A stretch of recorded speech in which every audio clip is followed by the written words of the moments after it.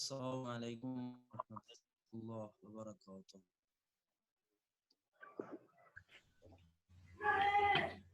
اعوذ باللہ من الشیطان وبه نستعین وهو خیر ناصر ومعین. رب یسر ولا تعسر وتمم بالخیر. خدا تعالی ہمارا یہاں پر اکٹھا ہونا اور بیٹھنا اور ان لمحات کو جو ہم غور و فکر کرتے ہیں اپنی بارگاہ میں عبادت شمار فرمائے اور پروردگار عالم ہماری تمام غلطیوں کوتاہیوں سے درگزر فرمائے اور خدا تعالی ہمیں علم و معرفت نصیب فرمائے. آپ تمام احباب کو ایک مرتبہ پر خوش آمدید کہتے ہیں اور اس سلسلہ مباحث کو کہ جو ہم لوگوں نے شروع کیا ہے اس کو مزید آگے بڑھاتے ہیں. ہم لوگ جو ابھی تک بحث کر رہے تھے وہ مباحث ہیں کائنات کے بارے میں غور و فکر اور تفکر کہ آیا اس کائنات کا کوئی مبدا، کوئی آغاز، کوئی بنانے والا، کوئی خالق ہے یا نہیں، بلکہ یہ خود بخود ہی وجود میں آ گئی. اور ان مباحث کا ہمیں کیا فائدہ ہے، ہماری زندگیوں کے اوپر اس کا اثر کیا پڑنے والا ہے، اور اگر ہم لوگ غور و فکر کرتے ہیں اور اس کے نتیجے میں جو اثرات ہماری زندگی پر مترتب ہوتے ہیں ان اثرات کو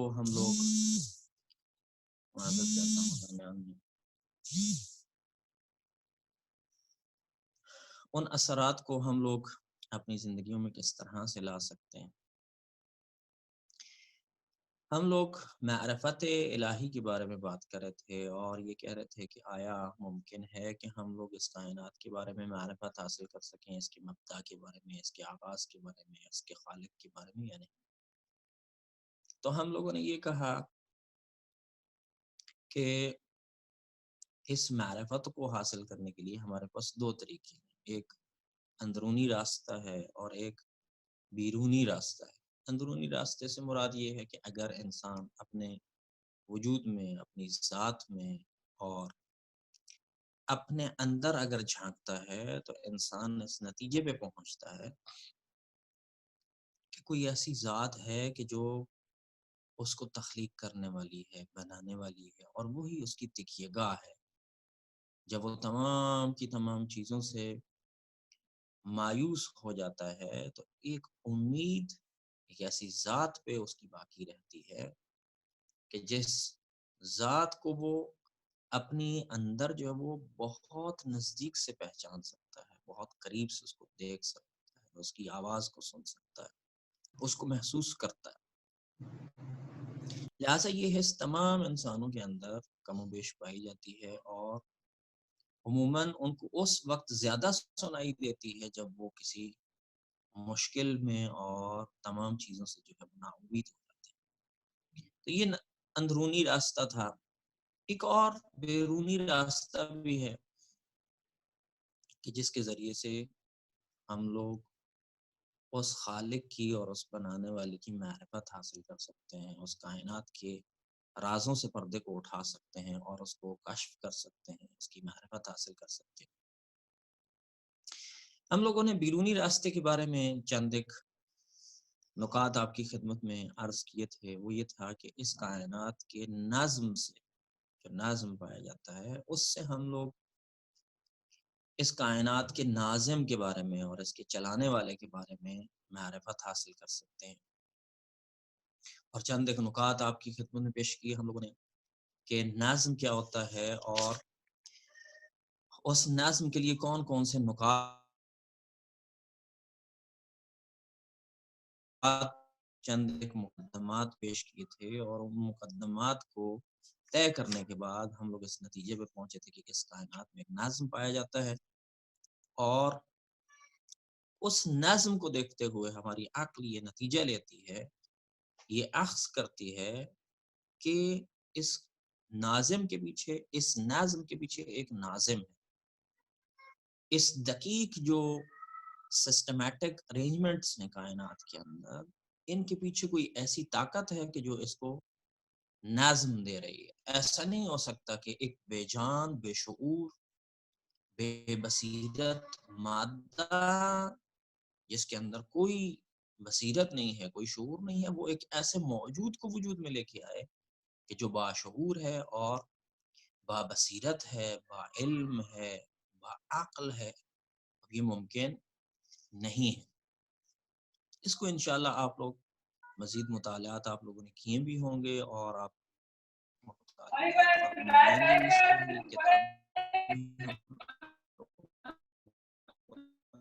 کتاب کی ہے، اس کو بھی آپ مطالعہ ضرور کیجیے گا۔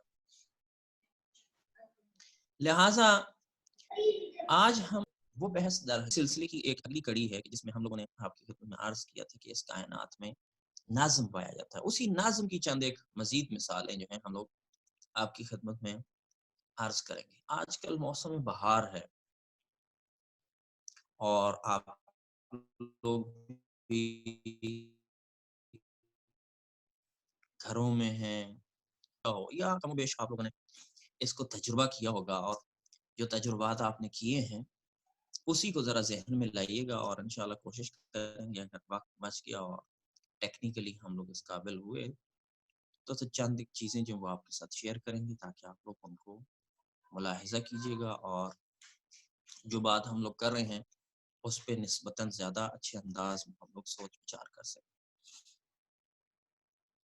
موسم بہار میں کبھی آپ لوگوں نے صبح صبح جب موسم خوشگوار ہو اس وقت آپ لوگ موسم گرما کی آمد سے پہلے آپ لوگ دیکھتے ہیں کہ باغات میں یا سرسبز و شاداب کھیتوں کے اندر جب ہم لوگ سیر پہ نکلتے ہیں تو سینکڑوں قسم کے چھوٹے چھوٹے کیڑے مکوڑے، شہد کی مکھیاں، بھنورے، تتلیاں، پتنگے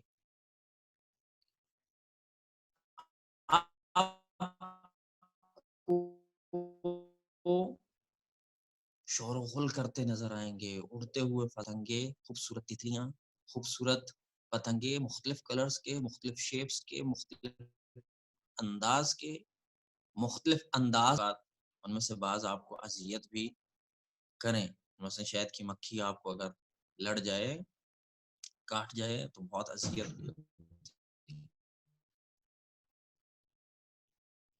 لیکن آپ ان کو دیکھتے ہیں کہ یہ ہوا میں اور فضا میں اڑ رہے ہیں، اور پھر یہ جو اڑ رہے ہوتے ہیں یہ ایک پھول کے ارد گرد اور پھولوں پہ اڑ رہے ہوتے ہیں، پھولوں پہ بیٹھ رہے ہوتے ہیں،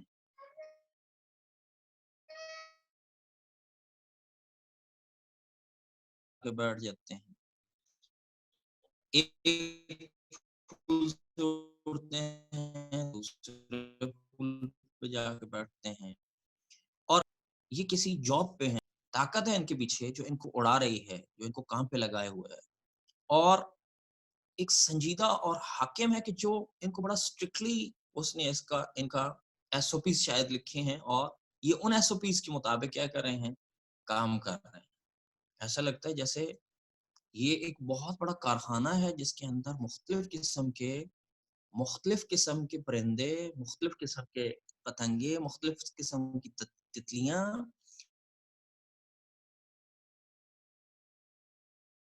اپنے اپنے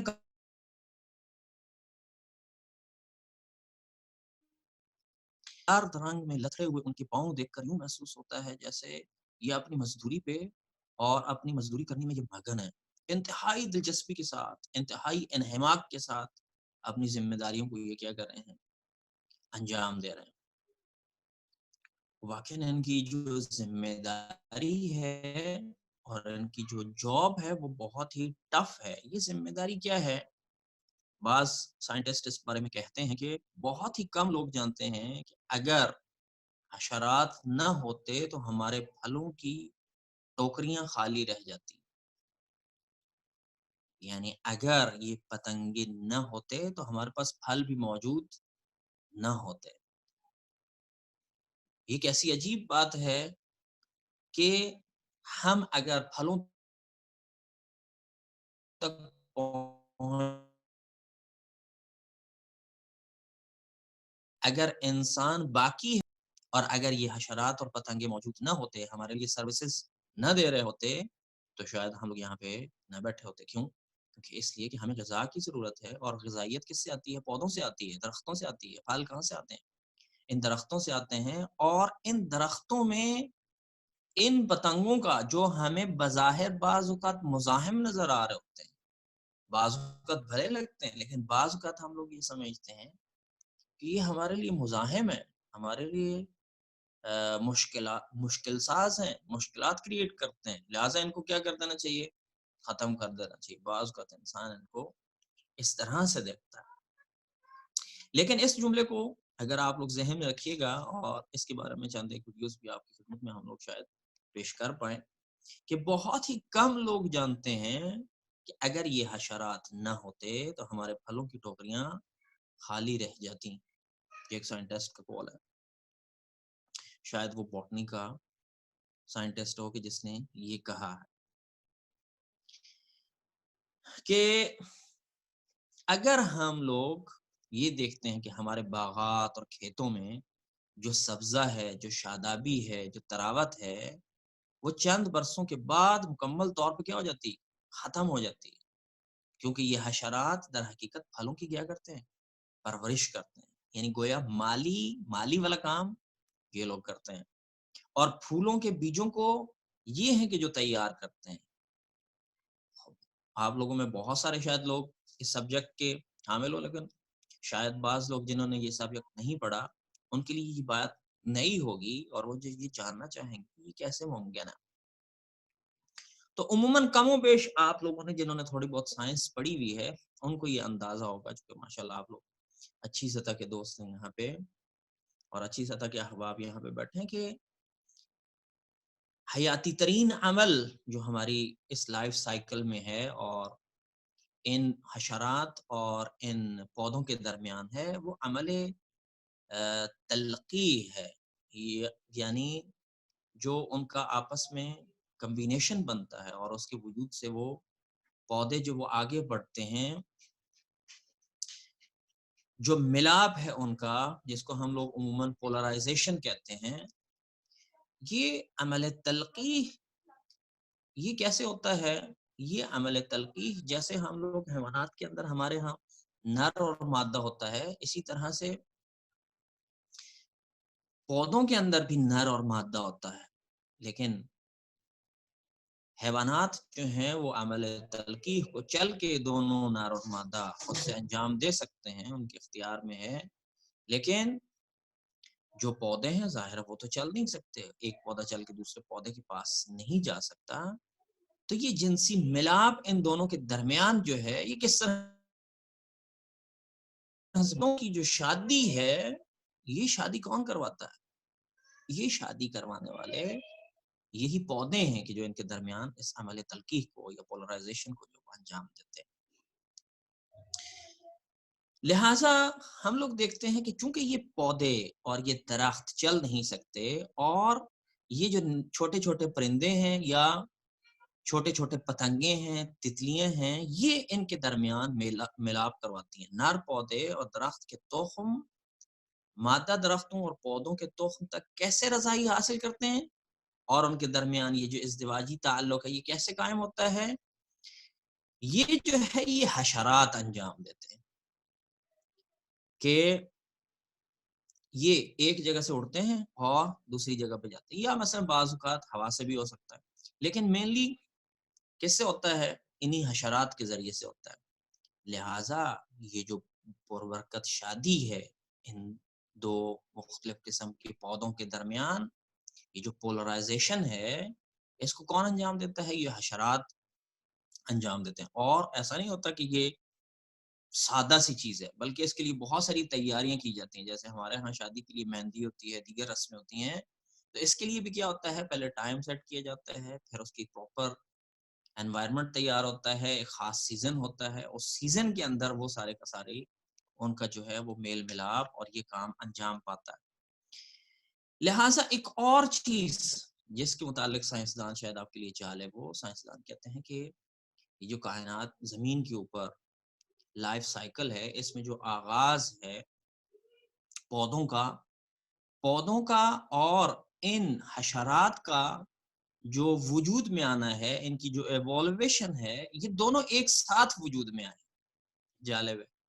یعنی جب حشرات زمین پہ وجود میں آئے ہیں، اسی کے ساتھ ہی یہ درخت اور یہ پودے بھی وجود میں ہیں. یعنی جب یہ پودے وجود میں آئے ہیں، ساتھ ہی یہ پرندے اور یہ چھوٹے چھوٹے پتنگے اور تتلیاں اور مکھیاں جو ہیں، یہ بھی کیا ہیں، وجود میں آئی ہیں. تو یہ بہت جالب ہے کہ یعنی خلقت عالم میں اس کی تاریخ کو اگر ہم لوگ دیکھیں تو یہ دونوں ساتھی ایک ساتھ رہے ہیں. یعنی یہ پتنگے، یہ تتلیاں، یہ مکھیاں اور یہ نباتات. اور اس نظام کے اندر پھول جو ہیں وہ اپنے ان دوستوں کو، یعنی ان دونوں کی دوستی ہے، اور پھول اپنے ان دوستوں کی پذیرائی کرتے ہیں، دعوت دیتے ہیں ان کو.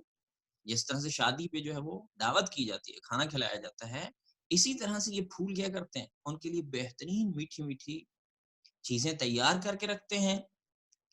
اور اس بے حد مٹھاس کے اوپر وہ پتنگے اور وہ مکھیاں، جیسے شہد کی مکھیاں ہیں یا دیگر، تو یہ کیا کرتے ہیں، یہ پھول ان کو پیش کرتے ہیں. وہ ان کے پاس آتے ہیں ان کی دعوت پہ، اور جب ان کی دعوت پہ آتے ہیں، ان کے اوپر بیٹھتے ہیں، تو ان کے پاؤں کے ساتھ وہ جو ان کے چھوٹا چھوٹا گردہ جس کو ہم لوگ کہہ سکتے ہیں، یا ان کی جو بیج ہیں، یہ عمل جو ہے یہ شروع ہوتا ہے. پھر جب یہ اس دعوت پہ آتے ہیں، یہاں سے اٹھ کے یہ دوسری جگہ پہ جاتے ہیں، دوسری جگہ سے تیسری جگہ پہ، تو ان سے عمل تلقیح جو ہے وہ آتا ہے. بس اس طرح ایک سین ہوگا کہ ادھر سے یہ ان کو دعوت دیتے ہیں، مٹھائیاں پیش کرتے ہیں، میٹھے شربت پیش کرتے ہیں، وہ یہاں پہ آ کے بیٹھتے ہیں، ان سے انجوائے کرتے ہیں. اور ان کے جانے سے، ایک جگہ سے دوسری جگہ جانے سے، ان کا جو عمل تلقی ہے، ان کی جو شادی ہے، ان کا جو ملاپ ہے، وہ وجود میں آتا ہے. اور اسی طرح سے ایک اور چیز، ایسا نہیں ہے کہ صرف ان کو شربت پیش کیے جاتے ہیں، بلکہ اس کے لیے جو ارینجمنٹس کی جاتی ہیں وہ بھی بڑی جالب ہے. کہ مثلا پھولوں کے اندر سے جو خوشبو نکلتی ہے، تو یہ پھول ان کو اٹریکٹ کرتے ہیں اس خوشبو کے ذریعے سے، ان پتنگوں کو، جس کی بنیاد پہ وہ وہاں پہ اس اسپیشل پھول کے اوپر ہی جا کے بیٹھتے ہیں. مثلا شہد کی مکھی جو ہے، آج ہی میں اس کے بارے میں تھوڑا سا دیکھ رہا تھا، تو چند ایک پھول ہیں کہ جو شہد کی مکھی کو اٹریکٹ کرتے ہیں. اسی طرح سے اور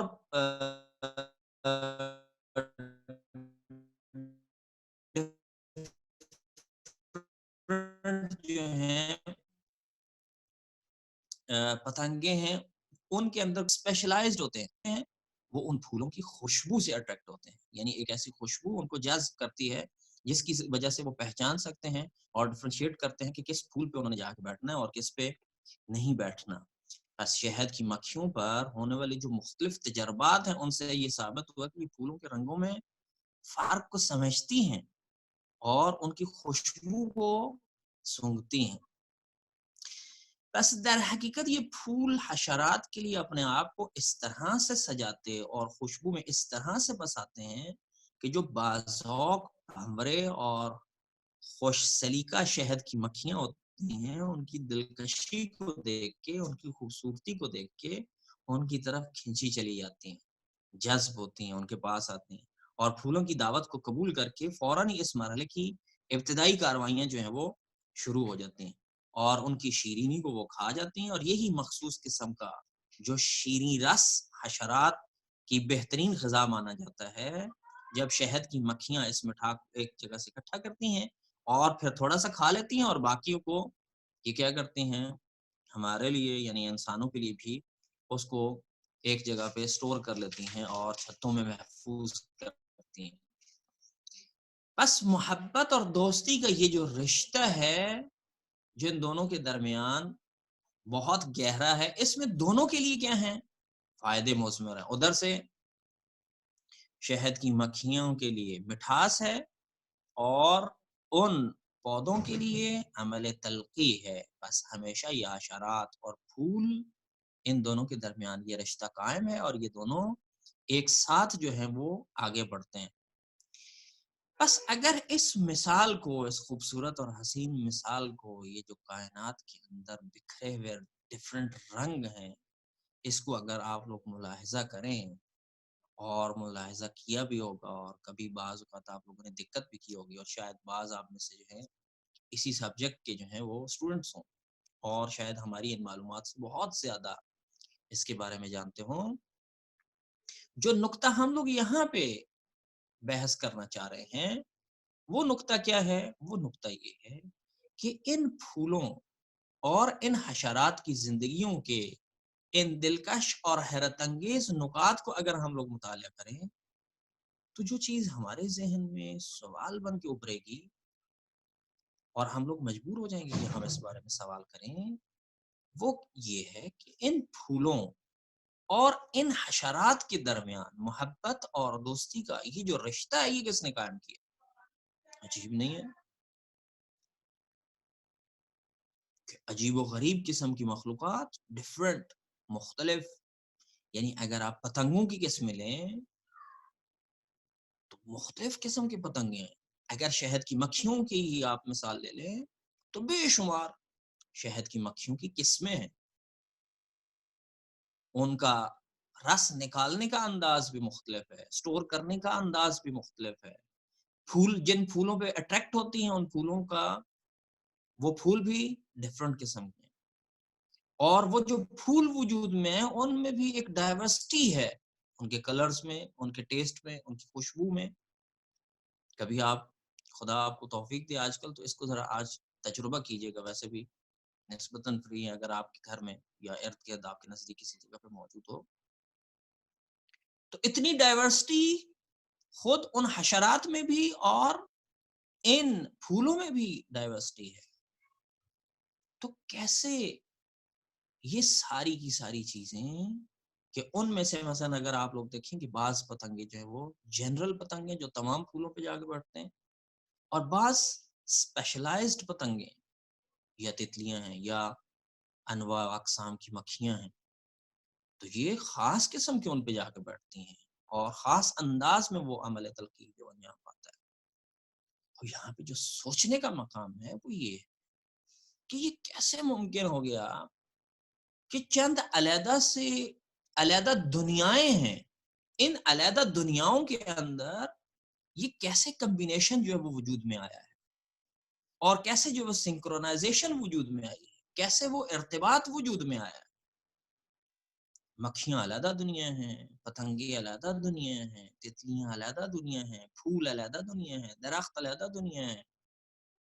اور اس میں شاید مثلا بعض لوگ کہتے ہیں کہ مختلف قسم کے جو چھوٹے پرندے ہوتے ہیں، ان کے ذریعے سے بھی یہ کام انجام ہوتا ہے. تو یہ علیحدہ علیحدہ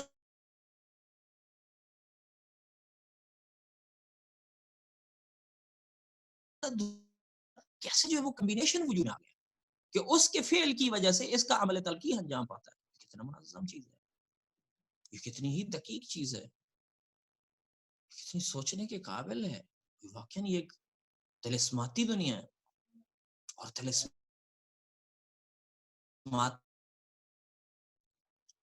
اس کو بعض ویڈیوز کے اندر اس کو دکھایا گیا ہے کہ جب آپ اس کو دیکھتے ہیں تو آپ حیرت کی دنیا میں گم ہو جاتے ہیں. اتنا دقیق نظام، اتنی دقیق چیزیں، اتنی منظم چیزیں، اتنی حیرت انگیز چیزیں، عجیب معرفت کے لمحات ہیں اگر ہم لوگ اس میں سوچتے ہیں. اور پھر اسی طرح سے صرف آپ پھولوں کو دیکھیں تو ان پھولوں کی جو ٹیسٹ ہے، ان کے اندر جو رس ہے، وہ کتنے مختلف قسم کے، وہ رس کیسے وجود میں آیا، اس کے کلرز کیسے وجود میں آئے. ایک ایک پھول کو دیکھیں، انسان دیوانہ ہو جاتا ہے اگر اس کے اندر سوچے، حیرت میں گم ہو جاتا ہے. واقعہ نے کیسے طلسماتی دنیا میں آ گئے ہیں. انسان کو کسی نے ایک ایسی دنیا میں لے آیا ہے کہ جہاں پہ ہر طرف عجیب ہی عجیب طلسم ہے، ہر چیز جو ہے وہ جادوئی ہے.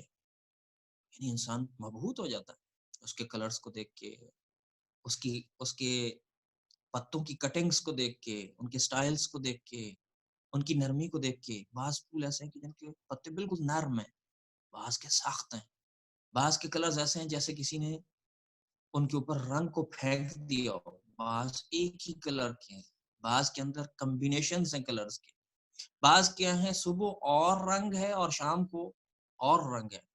اب یہ ساری چیزیں کیا ہے؟ یہ ہمیں مجبور کر رہی ہیں کہ ہم لوگ یہ سوچیں گے بھائی یہ کیسے وجود میں آ گئی،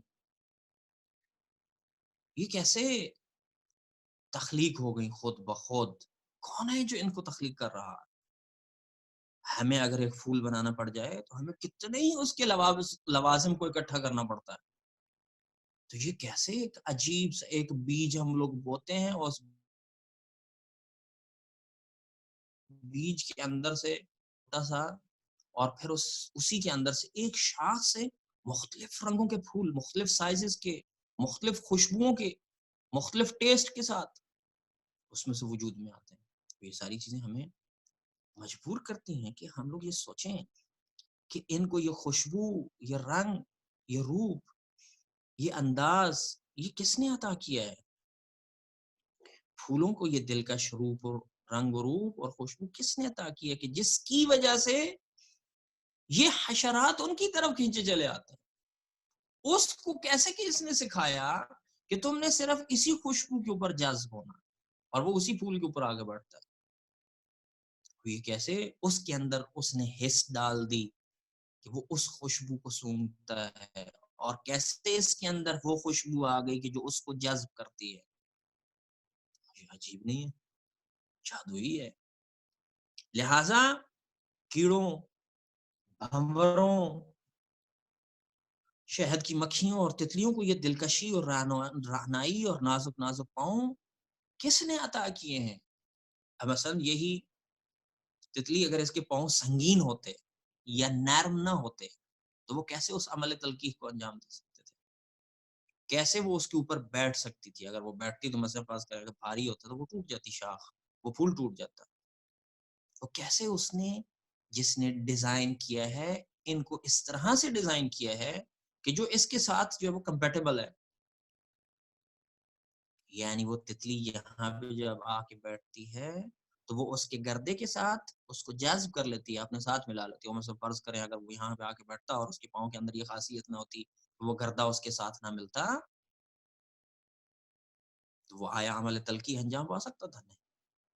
لہٰذا کیسے اس کی ٹانگ کے اندر اس کی شیپ کو اس طرح سے ڈیزائن کیا گیا کہ جب وہ وہاں پہ آ کے بیٹھتی ہے تو وہاں سے وہ گردہ اس کے ساتھ مل جاتا ہے، اور جب وہ وہاں پہ جاتا ہے تو وہ وہاں سے منتقل ہوتا ہے اور وہ اس کو ایبزارب کر لیتا ہے، جذب کر لیتا ہے دوسرا پودا. اب یہ کیسے ممکن ہے؟ بس کیڑوں، بھنوروں، شہد کی مکھیوں اور تتلیوں کو یہ رعنائی، یہ دلکشی، نازک نازک پاؤں کس نے عطا کی کہ وہ پھولوں کے تخموں کو ایک جگہ سے دوسری جگہ منتقل کرنے کا کام انجام دیتے ہیں. یا شہد کی مکھیاں ایک مدت تک کسی خاص قسم کے پھولوں کی طرف کیوں متوجہ رہتی ہیں؟